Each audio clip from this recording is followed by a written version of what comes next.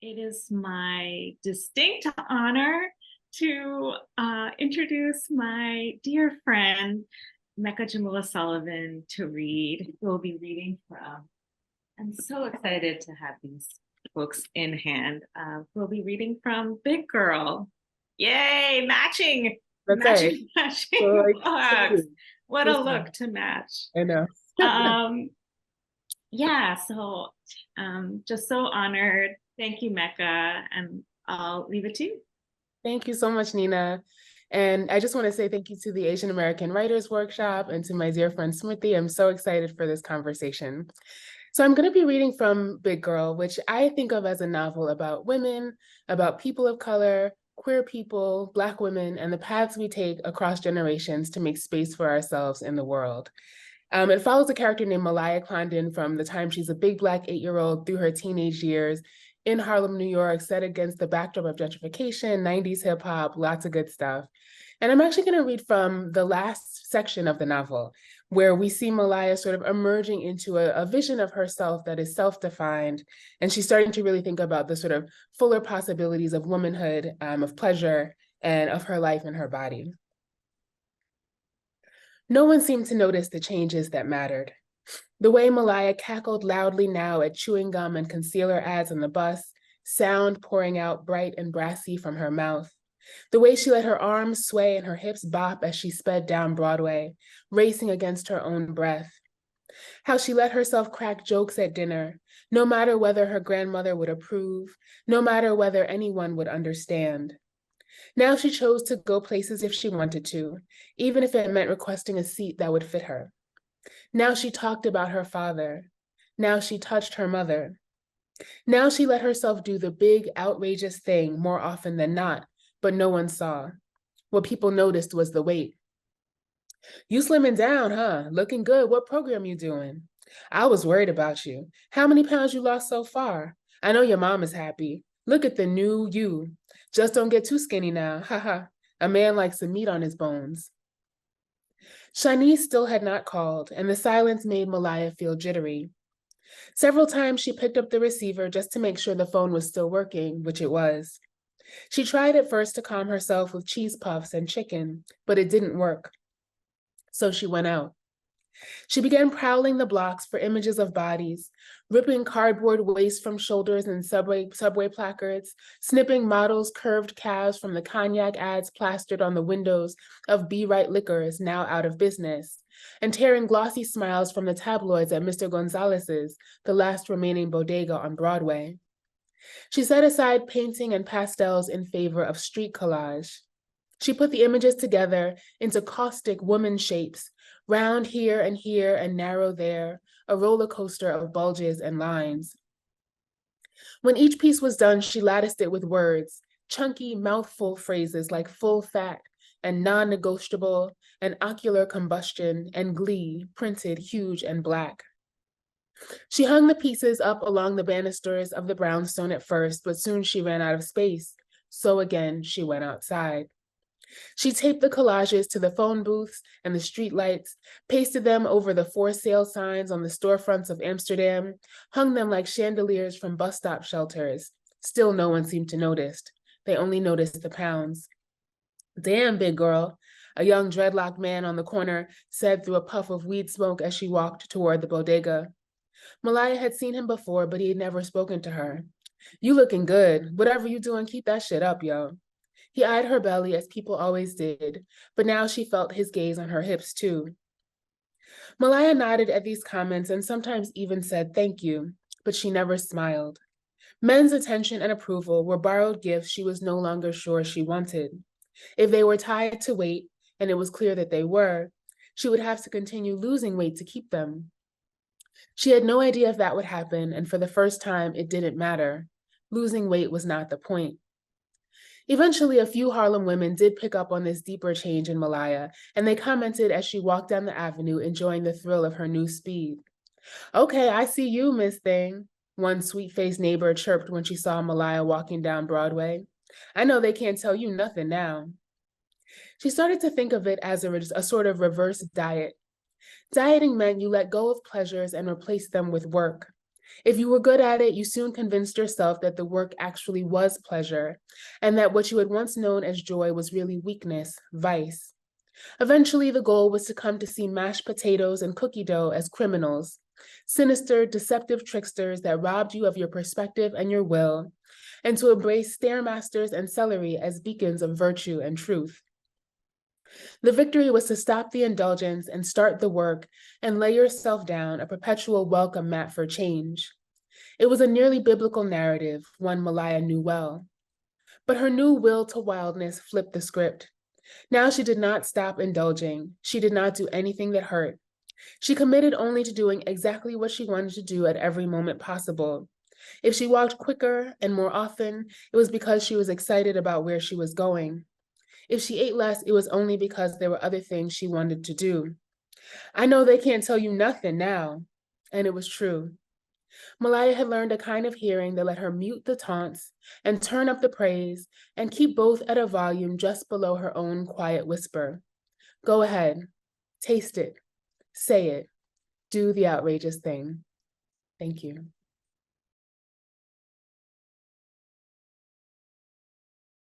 Well, here's to the will to wildness. I'm so excited for the conversation to come. It already feels like these two books in conversation already. So I'm so on that note, excited to introduce our next reader, Smriti Ravindra, who will be reading a selection from The Women Who Climb Trees. And again, just love putting these lovely covers up to the camera. So wonderful. So yeah, so excited to match covers. And I'll pass it over to you, Smriti. Thank you so much. Thank you, Nina. So I will be reading from The Woman Who Climbed Trees. And The Woman Who Climbed Trees is a book that explores the boundaries that women have to cross often with marriage, and the journeys that take place thereafter. It's also a book that's set in India and Nepal, bordering nations with much in common, but that does not always mean that that commonality actually brings them together. And so the book also looks at the politics between India and Nepal, and it looks at the journeys that women often undertake when they marry from one country to another, one culture to another. So that's what it is about. I am going to read from the very start of the book, which is the prologue of the book. And that's what I'll do. So the prologue is called The Woman Who Climbed Trees, and the epilogue of the book is also called The Woman Who Climbed Trees. And that's where the book gets its title from. And I begin now. A man had 2 children, and one day his wife died. So the man went looking for another wife, but no woman would be burdened by the children, and the man remained unmarried for some years. Then one day, the man went to a neighboring village for some work and heard of a family that had a girl of marriageable age. After he had finished his work, the man went up to the family's house and made inquiries about the girl's age, color, and robustness. Satisfied, he offered himself as a groom. He had wealth, he said, and lots of youth left in him. He would take care of the girl, and the girl would take care of the children. Show me the children, the girl said, and the man brought his children with him during his next visit. When the girl looked at the children, she fell in love with them. They were good children, shy and calm. They had beautiful, sad eyes like those of orphans, and they tugged at her heart, and so the girl married the man. For many years, the girl was mother to the sad-eyed children, and eventually their eyes began to glow with joy. They learned mischief, learned songs and dances, played in the fields. They learned to chase after carts and birds. Eventually, they forgot their birth mother and thought of the girl as their real mother. They grew up well, 2 handsome children. One night, the man could not sleep. It was a moon-filled night, and the rays fell silver upon his wife. The tree outside knocked at the window, quiet and musical. The man stayed up, enjoying the night, and when, around an hour after midnight, His wife pushed aside the covers and stepped off the bed. The man was surprised. The girl put on her slippers. She made her way out the room and toward the front door. She stepped out of the house and disappeared. The man stayed behind, confused. The girl returned with the early hours. She did the same the next day, then the day after. The man was very disturbed by his wife's behavior and decided to follow her. One night, after much thought, he tied a thread to the tip of his wife's hair and held the spool in his hand. When she left the bed, the thread on the spool began to unwind and started a white path behind her. After a good interval had passed, the man followed the thread path. The thread went down the lane that crossed the fields and a cluster of huts. It went past the bazaar, past the temple, and followed the river. It stopped by a large peepal tree and climbed its bark. The man was puzzled. What could this mean? Why had the thread climbed the tree? He looked up, and sure enough, there was his wife, up on the tree, sitting on its branches, enjoying the wind and the stars. The man hid himself behind some bushes, and when he saw his wife ready to leave, he rushed back home. For a month after that, he followed her every night, and every night the girl climbed the tree and sat on its branches. Her feet dangled under her sari. Some nights she let down her hair, and her hair fell like a waterfall upon her back. The girl was beautiful, and the man was severely in love with her. But despite all this, he was also tormented. What could this mean? What could this mean? Finally, he began to talk about his wife with others. He told his friends. He told his sisters-in-law, his brothers. Word spread. Ah, said the people, she must be having an affair. But after many nights of watching the tree, it was clear that there was no affair. She must be mad, others said. But all day the girl worked with such surety and skill that insanity had to be ruled out. Then someone said, she must be a witch. Think of it, said someone. We cannot understand anything she does. Why does she marry this man, someone so much older than her? Why does she choose not to have her own children and raise somebody else's? Why do these children love her so?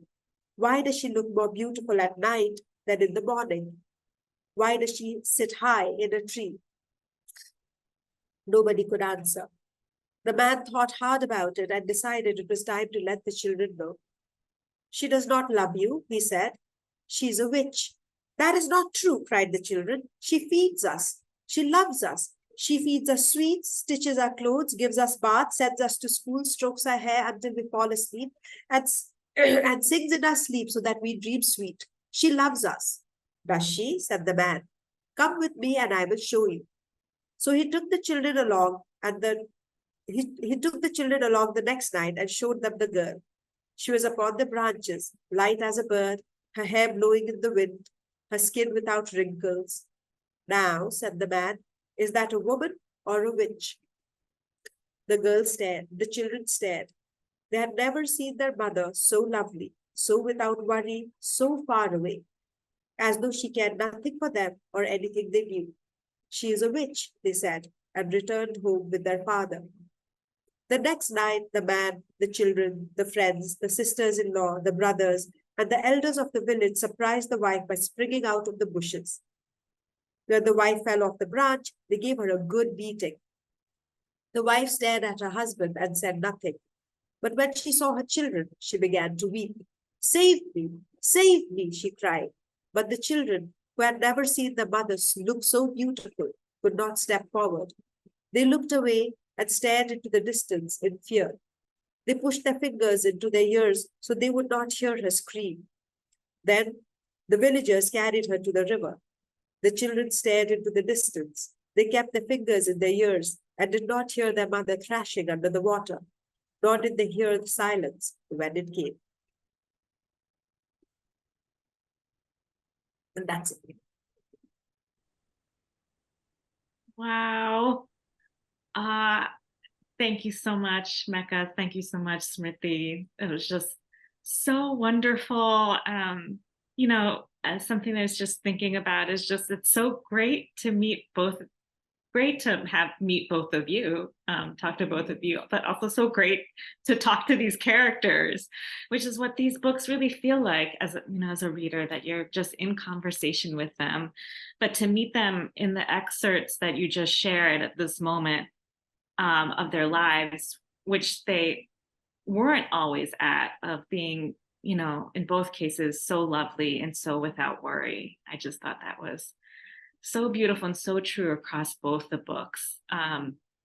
And thinking about that, I thought we could talk about how we know each other, because I'm sure we know each other in our so lovely, so without worry phases, and all the ins and outs of, highs and lows of writing life and all of life. So I thought we'd just start there, how we know each other, our community, and just because I don't know, I would love to know how the two of you know each other.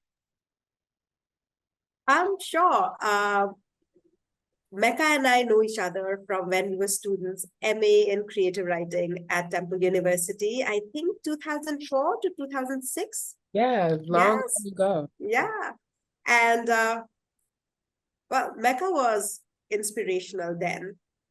She's inspirational now. I actually remember her works clearly even now. And when I was reading Big Girl, I was so excited at the moments that I actually remembered. Yeah. Like, there were bits and parts that came back and I was like, oh my God, I remember this from 15 years ago. And that's because she was, without doubt, the most powerful writer we had in class. Mm-hmm. And I also know her because one memory I have with you, Mecca, is you, Natasha, and I watching Jeepers Creepers. Oh my goodness. Do you remember that? I don't, but I believe it happened. Do you know? Were we at my apartment? No, it was in Natasha's apartment when she used to live in the dorm.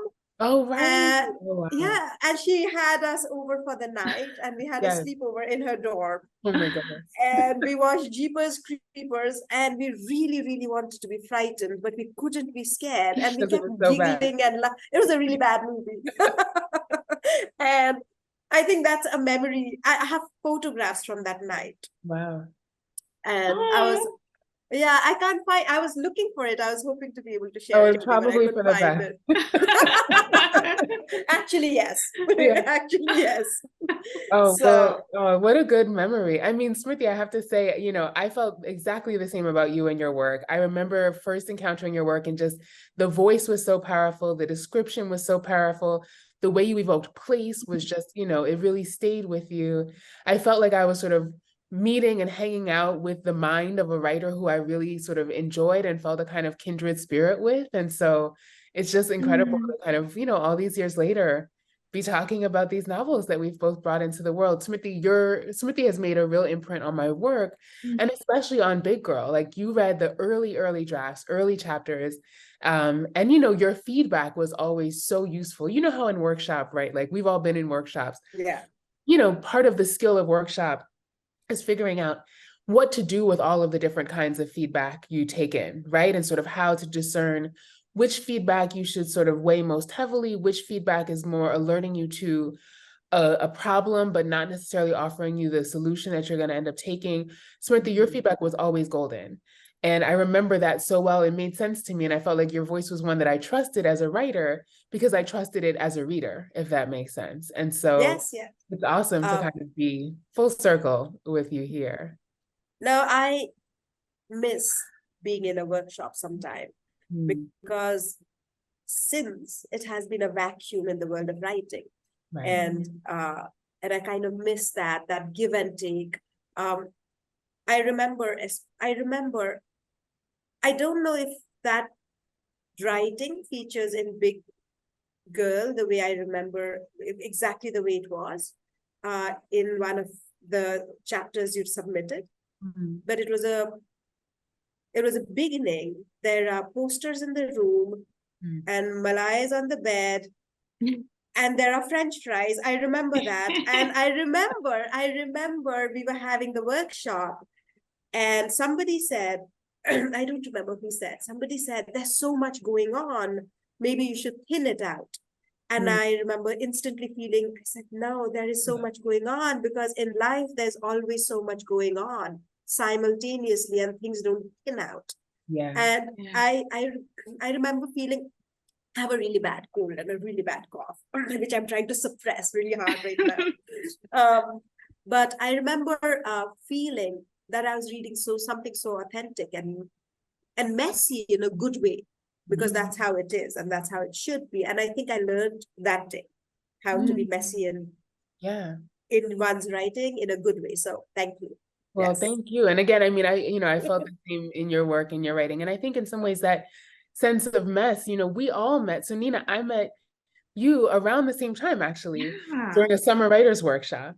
And it's so interesting to think about how workshops sort of brought us all together in these different ways as we were figuring out the kind of messiness of our writing, the messiness of the things that we had to say. And then also, I think, figuring out how community can help us sort of shape that mess and the beautiful kind of mess of writing and of words, how to shape it into something that can be useful for ourselves and for others. And Nina, I think that was definitely a big part of our experience. It was the New York State Summer Writers Institute in, Saratoga Springs, New York, right? And like we were just baby writers who were just trying to figure it out. And I think, again, your book is getting ready to come out. So again, just another really beautiful full circle moment. It really is. I think that mess idea is so powerful, so useful. It immediately brought back a memory from Skidmore, which we were just sitting in, and this is like, being in programs is both being in the space of the workshop, those spaces, and those things that happen like on the off hours too, how they kind of like give to each other and are part of the community building, part of your writing life. Both parts are part of your writing life. So we were just outside of in an empty classroom just before an event. Like every evening there'd be the big writer event at 7 p.m. And we had maybe known each other for a couple days, if that. And we were talking, and I remember the desks were like one of those like lecture hall desks that kind of swivel. So we're talking and swiveling. I just remember that being part of it. And you just turned to me, we're having a delightful talk, and you said, so Nina, tell me your story. And no one had asked me that question really ever. And I just remember it blurting out of my mouth. Without me even realizing it, I said something like, I was sad. I was sad for a long time. Like, I don't think I made words. I made complete words. And at that time I was like, oh, this is like some new cool friend I have. Like, what? I didn't make a whole sentence out of my mouth. What's going on? And I remember you turned to me and you said, she's been through something. And I tucked that away. I tucked that away for my soul. Like, okay, someone has noticed something about me that I'm even not noticing. I at that point was a very unmessy writer, and really sort of insisting on it's like some sort of classical, which doesn't even exist, but some sort of idea of form that exempted my own messy experience. And I really, it was really that moment where I was like, oh, there's a whole nother way in. And just that conversation outside of the room, an empty classroom that was not used in the moment, except for swiveling the desk. Yes, very crucial things. So, so here's to messy. It was really the start of all the interesting stories coming out, all the crucial stories. So, including The Way You Make Me Feel, which is just so beautiful to see that. Here is your story about to make its way into the world. It's awesome. Thank you. Yes, that's right. Put mine there too. I don't have my copy yet. Yes, we're getting some business done. I will give you. Right? Exactly. Well, just thinking about us as like women that have come together through these writing communities, through writing workshops. I also wanted to think about just the women in these novels. Something that like struck me as really interesting that came out, Smriti, from you reading the prologue, was just the idea of the husband laying the thread and following the thread. And something that struck me as you're reading that part was just thinking about how, in kind of like trying to follow this physical thread, laying and trying to following it, like how matrilineality is kind of elusive to him and to most people. And why then these novels, as both centering these main characters, Mina and Malaya, but also broadening out and thinking about them in a lineage, in a matrilineage, are so important. And I was wondering if you might talk about that, thinking about how in both novels, what struck me is in different ways, there's 3 generations that are depicted and 3 generations that inform the protagonist. So I was wondering if you might want to speak about that. Sure. Yeah, so in mine, there are 2 grandmothers. And then there's, of course, Mina, and then there's Mina's daughter, Preeti. And so that's the 3 generations. And they are all very linked. One, they're linked because of the politics that they inhabit, because Kaveri is a Nepali woman who marries an Indian man. Meena is an Indian woman, Kaveri's daughter, Indian woman who marries a Nepali man.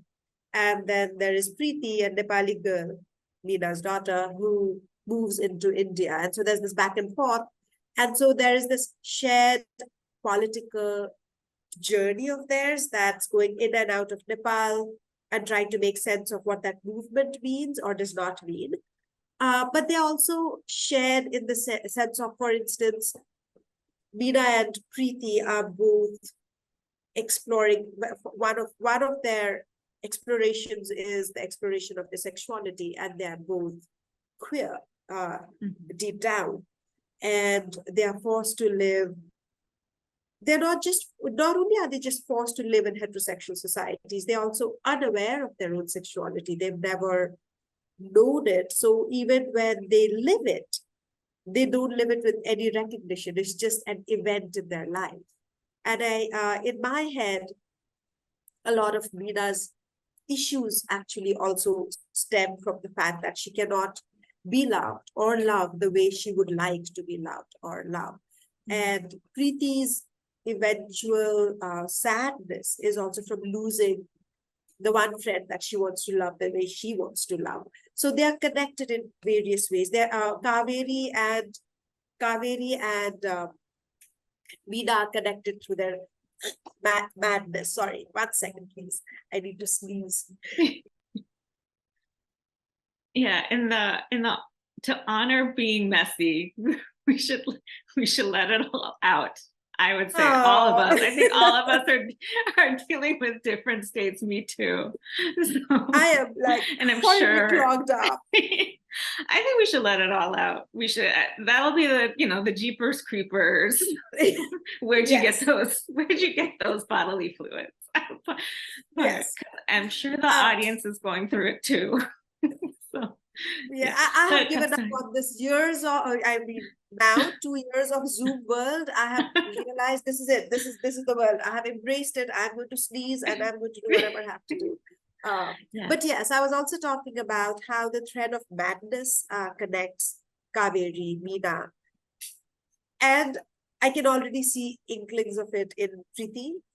And so I think that's something the environmentally induced madness in women. I think South Asia is chock full of women who are mad and who wouldn't know that they are mad.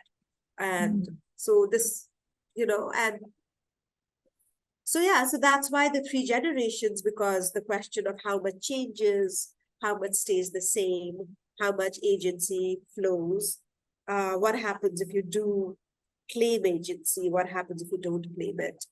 And does that answer your question? Yes, absolutely. And really seeing in distinct characters how those changes or non-changes play out.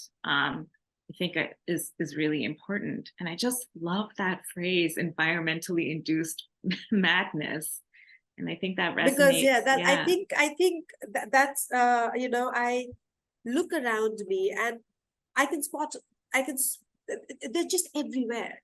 They're everywhere in my family, repressed, slightly crazed women who will fly off the handle, because either fly off the handle or completely be subdued.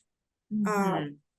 And I recognize it as a thread of madness that's either going to one day become the madness it needs to become, or will annihilate the person. And I think it's really powerful. It's a powerful form of patriarchy that can do that consistently and always. And that's, and I think I've this is probably, I'm sure there'll be many people who will turn around and say, no, this is not true. But I do feel that every time I talk to a woman, they will tell me this insane connection they have with another woman, and whose vacuum and loss they carry like a void in their lives forever. And if you keep talking to a woman long enough, you touch that void. And I think that's something that tugs at my heart. And that's something that I've tried to talk about in the book, this void that Meena lives with, this void that Kriti lives with, because extremely patriarchal societies, even if you don't know it, make you a little afraid of men. And then you want to look for safety in women and companionship in women. But then that's just not allowed. That cannot happen. And for that, and when I was reading Mecca, when I was reading your book, and I was reading a Big Girl, and when Malaya and Shanish get together, a part of me began to sing, because she's living with that void. And that void, when, that friendship is her way of saying, in this world of everybody needs to look a certain way, I need a friend. And that friend is a girl, because men are out to always get something from her that she doesn't want to give them.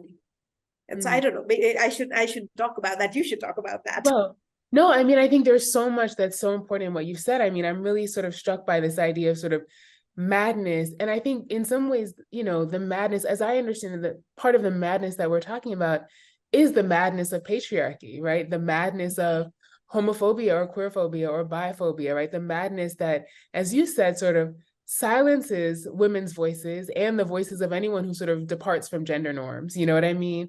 And then also makes us hyper visible, places this kind of, sort of a very intense and impossible set of expectations and standards on us from a very young age. And I think, it's interesting to think about how we see this with both Meena and Malaya. From a very young age, they sort of grow up with a sense of all of the expectations that are placed on them in terms of what kinds of women they're meant to be, leaving very little or no room for their own pleasure, their own desire, their own vision for themselves.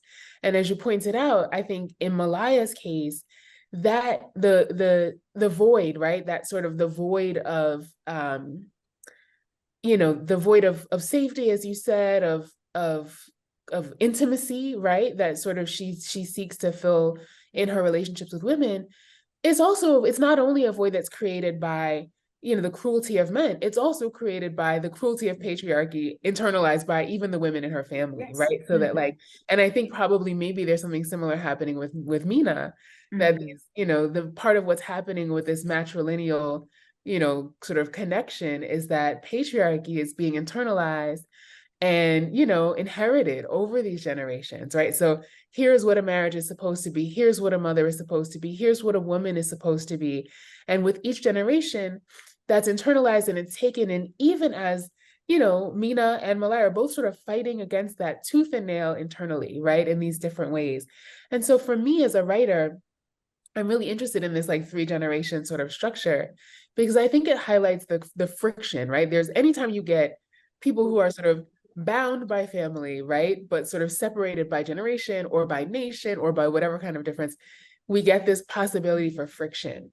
And I see between Malaya, so in her case, it's her mother and her grandmother, right? And the grandmother sort of represents at first the kind of the ideal of Black middle class American femininity, right? That she works very hard to be prim and proper, to sit the right way, to speak the right way, to sort of perform gender in exactly the right way.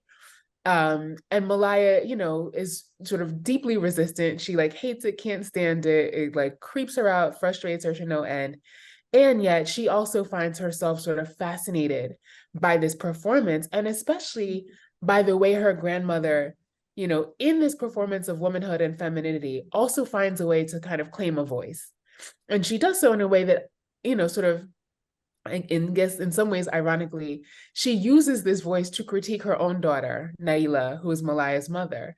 And so Malaya is really conflicted by this, right? On one hand, she's like, the things this woman is saying are horrendous. She's making fun of my mother. She's criticizing me and my weight. I really don't like it. But there's something about the authority with which she speaks and the ownership she has over her voice that Malaya finds sort of captivating, and in fact finds a kind of a model. You know, she sees sort of inspiration in that. And so that friction becomes really sort of generative for Malaya. She gets to say, okay, maybe womanhood is more complex than I thought, because womanhood can encompass my grandmother, who, like, you know, knows everything about what kind of outfit to wear and what not to wear white after Labor Day and all of these things, right? Like my grandmother who's on that tip. And also my mother, who is trying to accomplish that ideal of femininity, but always sort of fails and is sort of vulnerable and fragile, but also kind of pushes back at these weird times. And she's a professor and super powerful in certain ways. And then also maybe there's a womanhood that can also accommodate me and my gender and my queerness and my fatness and my love of hip hop and my insistence on braiding weird colors into my hair. So I think that intergenerational dynamic really, again, highlights a kind of friction that Malaya finds very useful at the end of the day in constructing a vision of womanhood for herself, and one that sort of works for her specifically. Mm-hmm. I think that word friction is so powerful. And, you know, I wanted to circle back to the idea of these women being bound not only by generation, but by nation, but by place, and how place is part of the way that friction plays out, you know, and capaciously in both texts. And so I just wanted to talk about that, because these texts both really vibrantly engage with place and space, and maybe to like just pull it back to that idea of friction. I guess I wanted to think about maybe the origin stories of you wanting to write into these places, and how do you think it informed the characters' tension? Again, friction, like how did their journey play off of the various frictions of these places? Yeah. So for at least the woman who climbed trees, the friction, one of the most obvious friction is political. And because it's set in India and Nepal, and India and Nepal are both are Hindu-dominated nations, so they feel a certain kinship with one another. The lingo, at least, is that, you know, they are brother nations, and you know, there's big brother, small brother, all of that. But big brother, small brother is also the bully and the bullied, the big and the small, the majority and the minority. And so a lot of a majority of the book also talks about the fact that Meena, who comes from, quote unquote, the more powerful nation, has married into Nepal and has become a minority, and must now live out that friction simply because of that movement. So the friction of place in The Woman Who Climbed Trees is huge, because it's about that friction of places. Diaspora is at the heart of the book. Both the diaspora that's political and the diaspora that every woman feels post-marriage in a traditional marriage setting, because you leave your home and you go into another home. And just that movement of space means you will forever be in a space of diaspora. You will forever long for the nation you have left, whether that nation is a country or that nation is your mother's home, it's a space that you have left. And so I think for Meena, that nostalgia for place, that nostalgia for nation, that, at one point in the book, there is a character who says, mother and motherland can never be given up.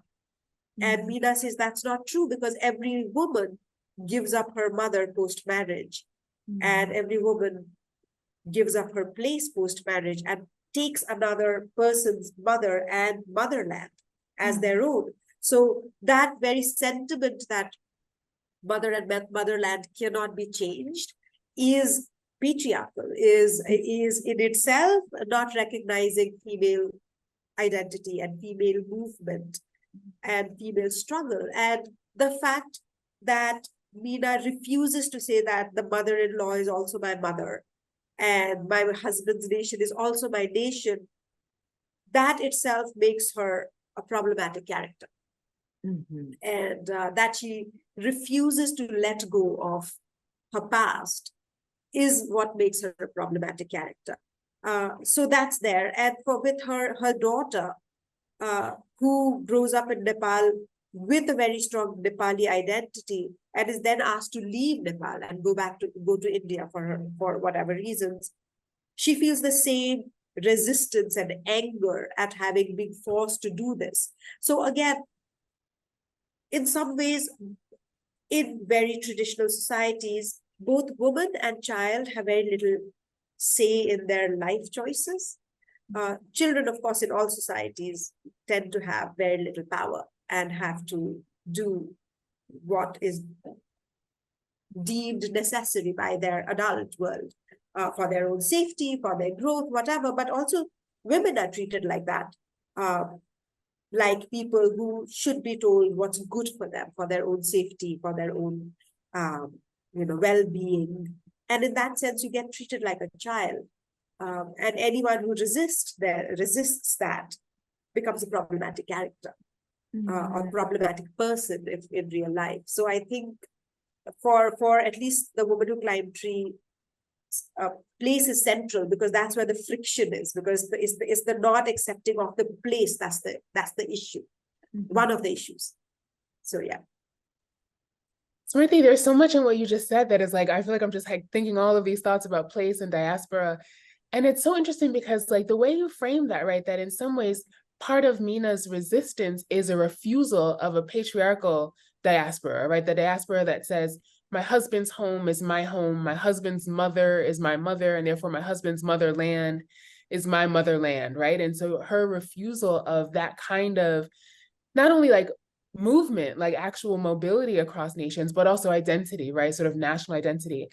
It's so interesting to think about that in the context of your question, Nina, about place, because, in Big Girl, in some ways, what Malaya is experiencing is a kind of inverse of that, right? Both in the sense that, like, so she's growing up in Harlem in the 1990s, this site that, it's a place that's, sort of very much a storied place, a storied neighborhood, and one that is, in a moment of change and a kind of external threat, the threat of gentrification, right? A place whose identity is changing, is actively changing. But part of the resistance of Harlem at that moment is a diasporic resistance, right? It's Pan-Africanism. It's like everything is going to be red, black, and green. It's this idea of a kind of American construction of Africa that becomes a collectivizing identity, right? Scholars talk about the idea of Africa or the myth of Africa.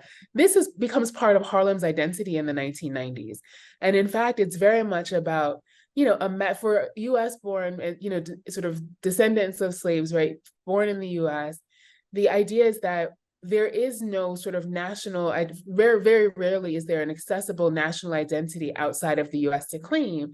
And so the continent of Africa becomes this site of diaspora, which, for the most part is acknowledged as partly mythical, right? That it's like, it's inherent, the idea of what Africa is or what Africa means to Black Americans, especially in the 90s, is kind of a confection of culture, of musics, of foods, right? Of literature that's all sort of cobbled together to create a Black national identity in the US.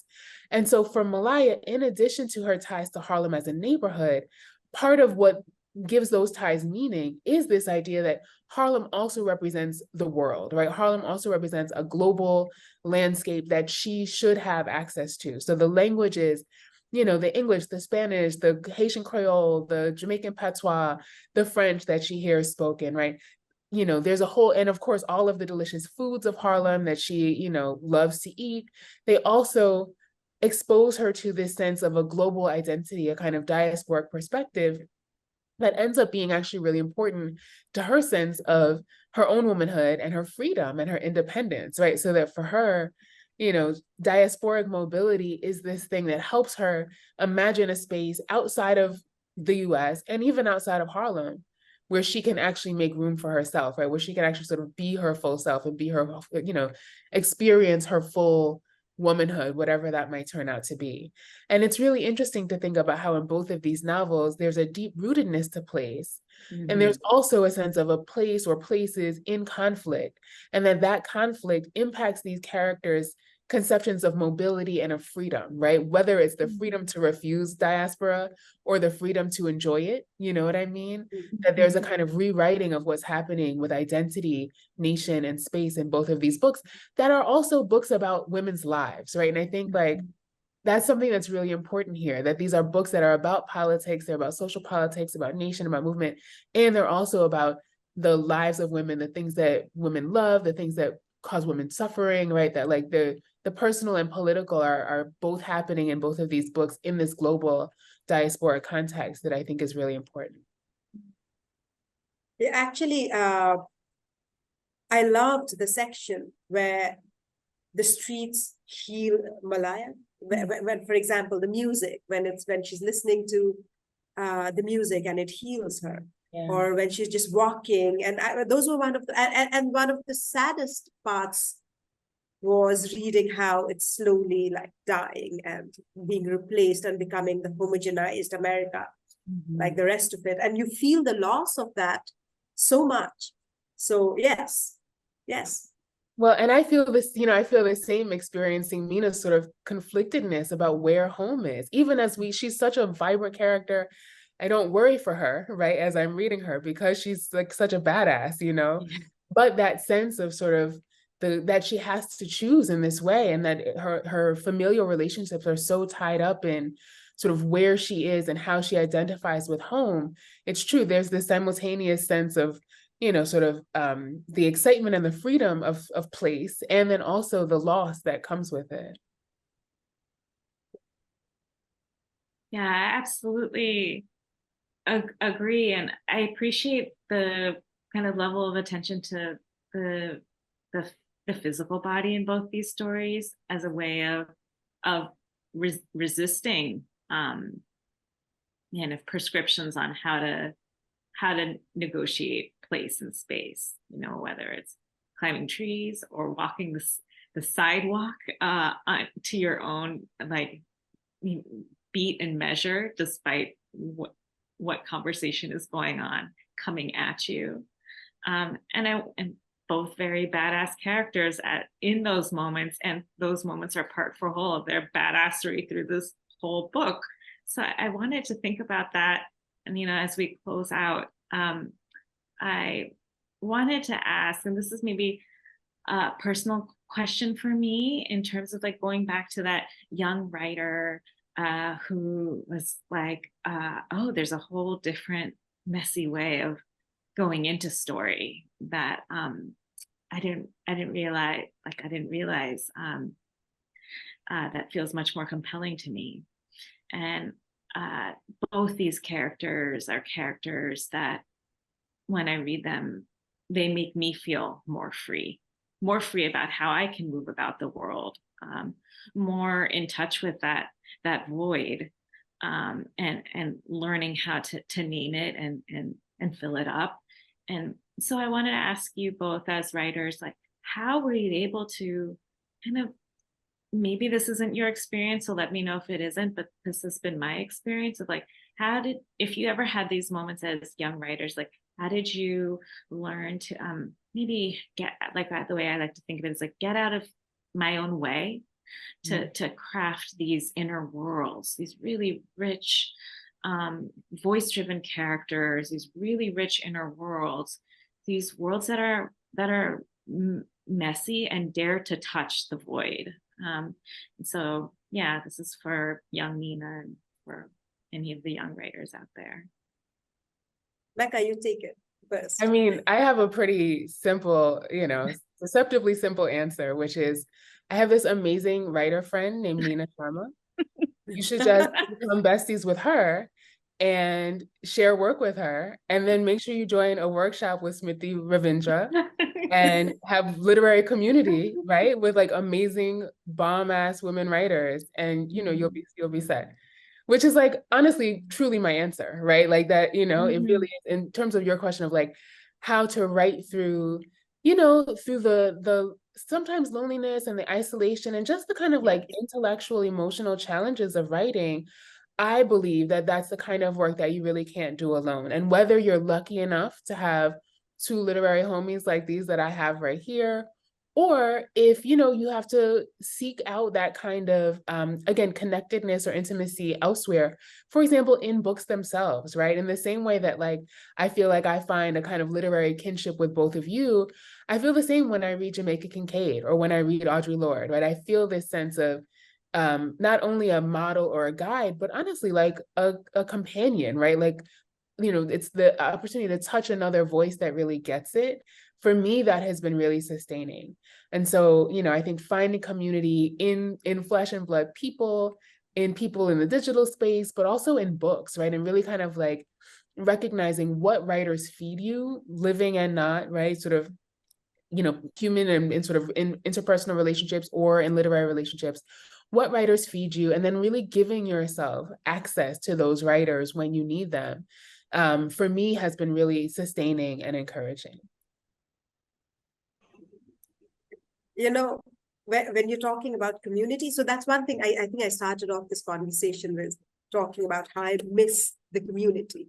I really miss the community because, so one of the reasons I'm not well today is because I haven't slept 2 nights straight because I'm working on something that's just not working out. And it's bothering me, it's gnawing at me.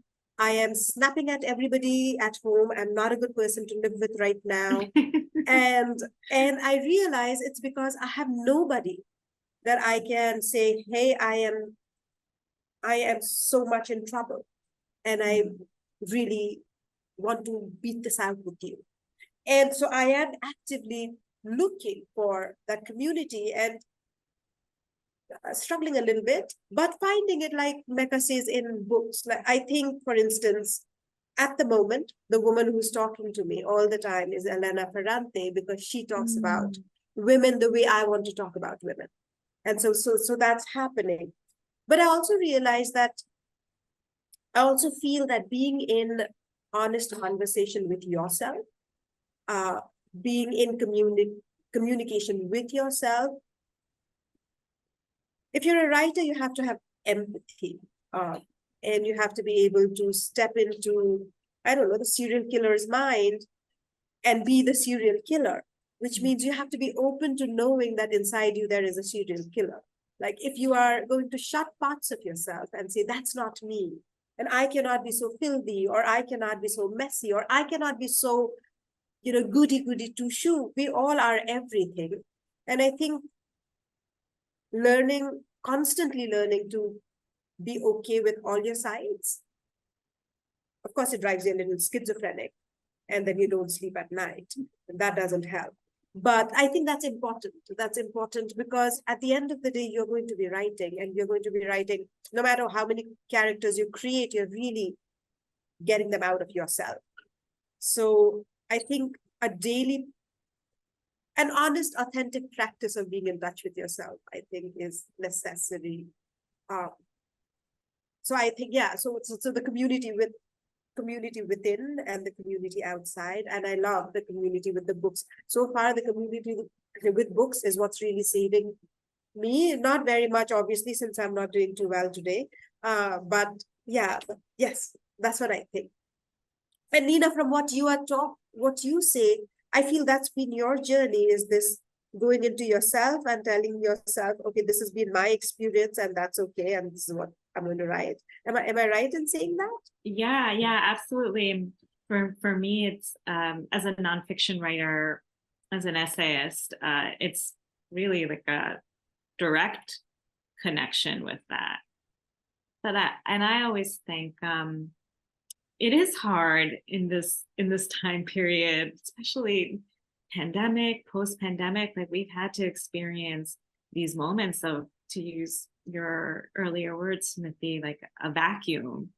And I think that's why community, where you can get it, how you can get it, is really important. That I can see between these two books, and I'll throw my book too, of like how our communities are kind of imprinted on each other. And that's no small feat. I always say the more that I have engaged with community in some way, the more its imprint is like, I feel kind of like a crowd with me, even when I don't realize it, even when I'm at my writing desk, where there's that person. Usually it's Mecca, usually it's either Mecca or Quincy, who's also there. Also Temple, also my husband. But you know, that are kind of like in there, in like my inner ear canal. I know that this is like not you know, human anatomy, how people might think of it, but it's true, it's real, it's a writer's anatomy. They're just like in my ear with me as I'm working.